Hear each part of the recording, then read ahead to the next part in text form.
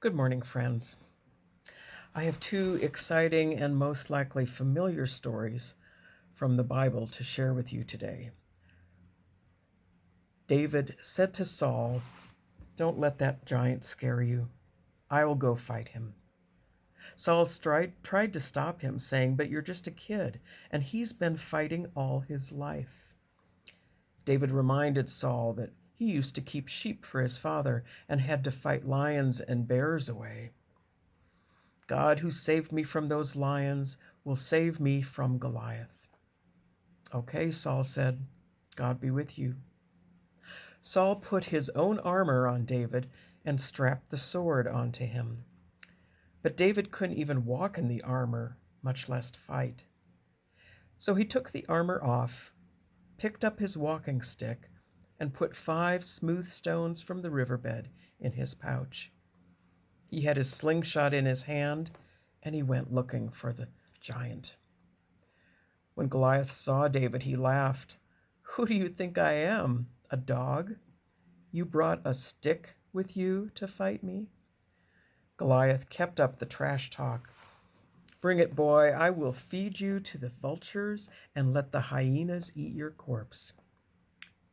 David replied, "It doesn't matter that you're bigger and have swords and spears. I stand before you in the name of God.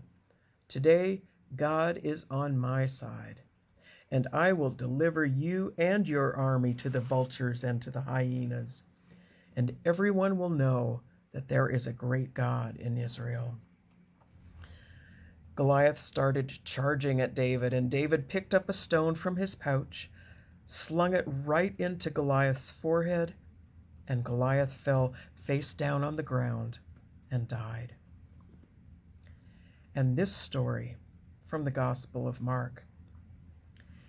When evening had come, Jesus said to his disciples, "Let's take this boat to the other side of the lake." And leaving the crowd behind, they all got in the boat. Suddenly the weather got bad, and the wind howled, and the waves tossed the boat in the air, and it was swamped with water. Jesus was sleeping on a pillow in the back through all this commotion. And they screamed at him and woke him up. "We're all going to die. Don't you care?" Jesus woke up and scolded the wind and said to the sea, "Stop already. Peace. Calm down." Then the wind stopped, and it was as calm as it could be. He said to the disciples, "Why are you scared? Do you still not have faith?"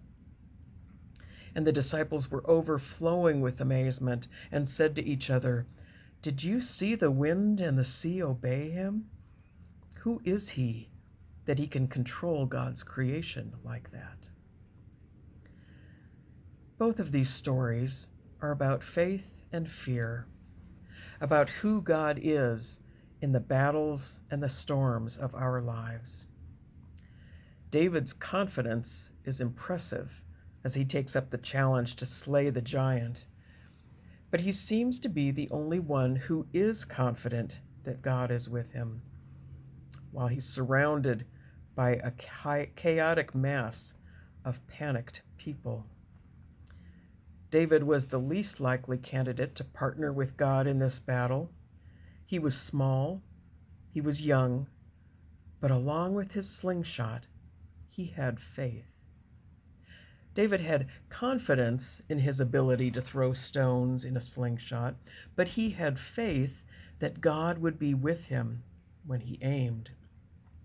Faith not only that God could, but that God would show his power and might and bring victory to his people.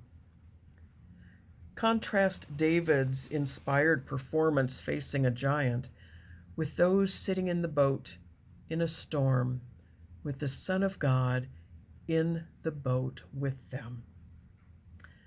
Jesus wakes up and gathers the power of the Almighty and speaks to the chaos. And once the winds have run out of breath, once the sea is as smooth as glass, the disciples who had been terrified are still terrified.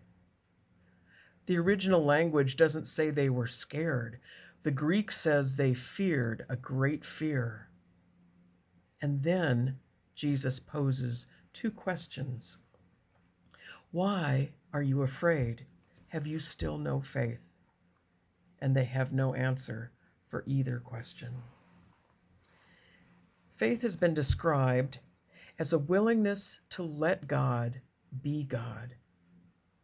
We might take that one step further to an expectation that God will be God. Jesus slept in the boat, I believe, hoping and expecting the disciples would come to him and wake him up. The early church, who heard this gospel story first, was feeling small and powerless against powerful and unfriendly forces.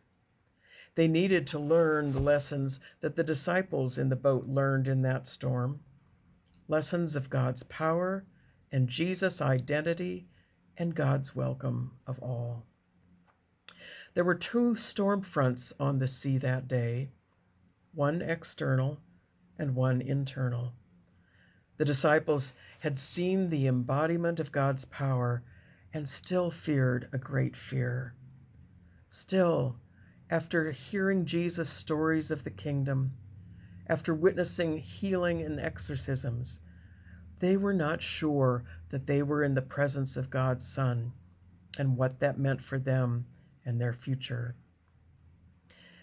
The disciples also learned that day that the kingdom and God's gifts of healing and wholeness were not simply for them, the chosen, but for the other, those on the other side of the lake. Jesus invited them to go to the other side, knowing the way there would not be without incident, and that upon landing, the work ahead would not always be comfortable or easy. The story of the wind and the seas is not just to reassure us of God's presence and comfort us as we struggle in our own personal storms. This story challenges us to respond to the invitation to go with him to a new place, to the other side where we don't know the outcome. This story is about the role of fear and faith in our lives. Fear motivates us sometimes, but holds us back as well. But it can also move us to wonder and explore who God is, to plead with God that he surround us, to have faith that our journey to the other side will not be made alone. May you spend a lifetime finding out who is this man that controls even the wind and the waves. May you learn who you are, claimed by the very embodiment of God's power in the world. May you always know that God is with you, whether you are confident or fearing a great fear. Whether you are on stormy or calm seas, God is with you. God be with you on your journey.